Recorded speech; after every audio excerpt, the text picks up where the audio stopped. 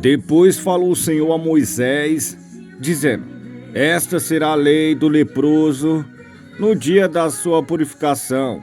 Será levado ao sacerdote, e o sacerdote sairá fora do arraial, e o sacerdote, examinando, eis que se a praga da lepra do leproso for sarada. Então o sacerdote ordenará que, por aquele que se houver de purificar, se tome 2 aves vivas e limpas, e pau de cedro e carmesim e sopo.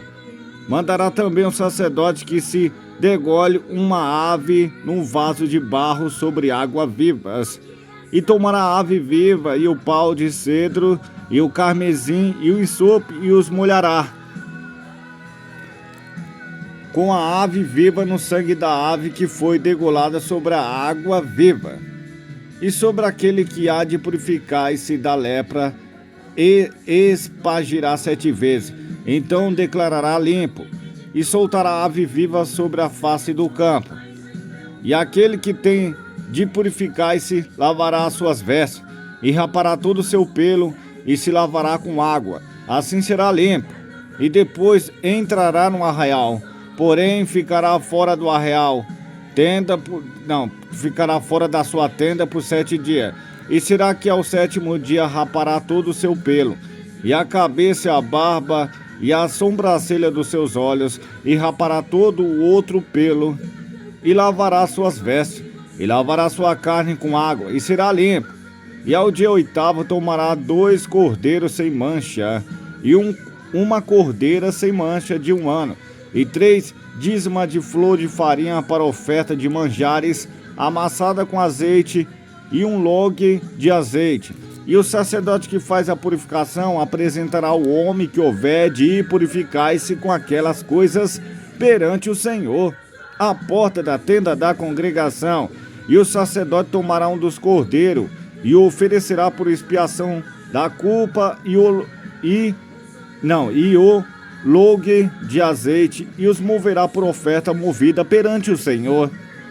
Então degolará o cordeiro no lugar em que se degola a oferta pela expiação do pecado e o holocausto, no lugar santo, porque assim a oferta pela expiação da culpa e a oferta pela expiação do pecado são para o sacerdote, coisas santíssimas são. E o sacerdote tomará do sangue da oferta pela expiação da culpa, e o sacerdote o porá sobre a ponta da orelha direita daquele que tem de purificar-se, e sobre o dedo polegar da sua mão direita, e no dedo polegar do seu pé direito. Também o sacerdote tomará do sangue do azeite, e o derramará na palma da sua própria mão esquerda.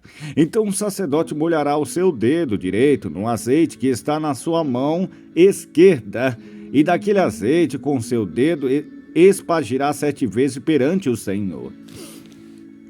E o restante do azeite que está na sua mão, o sacerdote porá sobre a ponta da orelha direita daquele que tem de purificar-se, e sobre o dedo polegar da sua mão direita, e sobre o dedo polegar do seu pé direito, em cima do sangue da oferta pela expiação da culpa.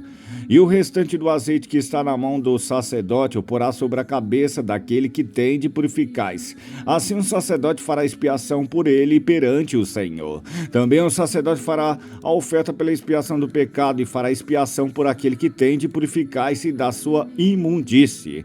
E depois degolará o holocausto, e o sacerdote oferecerá o holocausto e oferta de manjares sobre o altar. Assim o sacerdote fará expiação pelo homem, e este será limpo.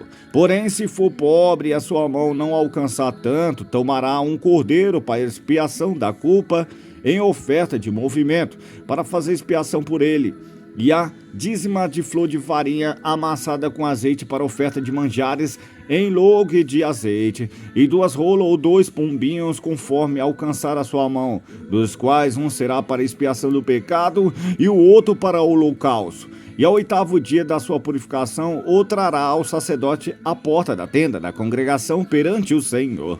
E o sacerdote tomará o cordeiro da expiação da culpa, e o log do azeite, e o sacerdote os moverá por oferta movida perante o Senhor.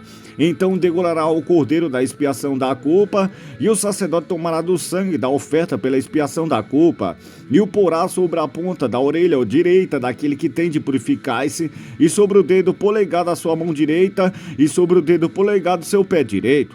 Também o sacerdote derramará do azeite na palma da sua própria mão esquerda. Depois, o sacerdote com seu dedo direito espargirá do azeite que está na sua mão esquerda 7 vezes perante o Senhor. E o sacerdote porá do azeite que está na sua mão na ponta da orelha direita daquele que tem de purificar-se, e no dedo polegar da sua mão direita, e no dedo polegar do seu pé direito, no lugar do sangue da oferta pela expiação da culpa.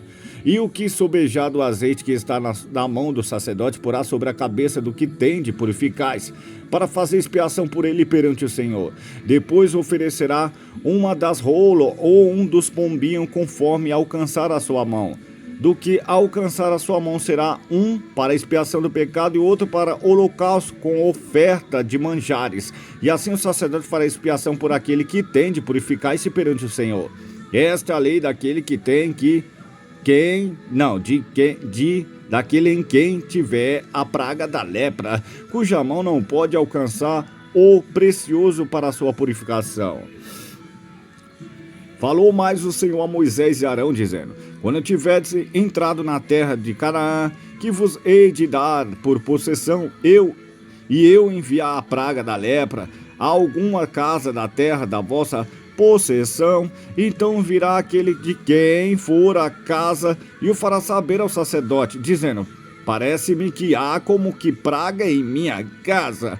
E o sacerdote ordenará que despeje a casa antes que venha o sacerdote para examinar a praga, para que tudo o que está na casa não seja contaminado. E depois virá o sacerdote para examinar a casa, e vendo a praga, e eis que se a praga nas paredes da casa tem com vinhas verdes ou vermelhas, e parecer mais funda do que a parede, então o sacerdote sairá daquela casa para fora da porta da casa, e cerrará a casa por 7 dias. Depois tornará o sacerdote ao 7º dia, e examinará, e se vir que a praga nas paredes da casa se tem estendido, então o sacerdote ordenará que arranque as pedras em que estiver a praga, e que as lance fora da cidade no lugar imundo, e fará raspar a casa por dentro ao redor, e o pó que houver raspado lançará fora da cidade no lugar imundo. Depois tomarão outras pedras e as porão no lugar das primeiras pedras. E outro barro se tomará, e a casa se rebocará. Porém, se a praga tornar a brotar na casa, depois de se arrancar as pedras, e depois da casa ser raspada, e depois de ser rebocada, então o sacerdote entrará, examinando, eis que se a praga na casa se tem estendido, lepra roedora há na casa, imunda está. Portanto, se derribará a casa, as suas pedras e as suas madeiras, como também todo o barro da casa, e se levará tudo para fora da cidade, a um lugar imundo. E o que entrar naquela casa em qualquer dia em que estiver fechada será imundo até a tarde. Também o que se deitar a dormir em tal casa lavará suas vestes, e o que comer em tal casa lavará suas vestes. Porém, tornando o sacerdote a entrar e examinando, eis que se a praga da casa não tem estendido, depois que a casa foi rebocada, o sacerdote declarará a casa limpa, porque a praga está curada. Depois tomará para espiar a casa duas aves e pau de cedro, e carmesim e sopo, e degolará uma ave num vaso de barro sobre as águas vivas. Então tomará o pau de cedro, e sopo, e carmesim, e ave viva, e os molhará na ave, na ave degolará suas águas vivas, e aspergirá a casa 7 vezes. Assim espiará aquela casa com o sangue das avezinhas, e com as águas vivas, e com a avezinha viva, e com um pau de cedro, e com esopo, e com carmesim. Então soltará a ave viva para fora da cidade sobre a face do campo. Assim fará expiação pela casa e será limpa. Essa é a lei de toda a praga da lepra e da tinha, e da lepra das vestes e das casas, e da inchação e das apostemas e das espolas para ensinar em que dia algum coisa será imunda, em que dia será limpa. Esta é a lei da lepra. Pensei que não ia acabar, quase não deu.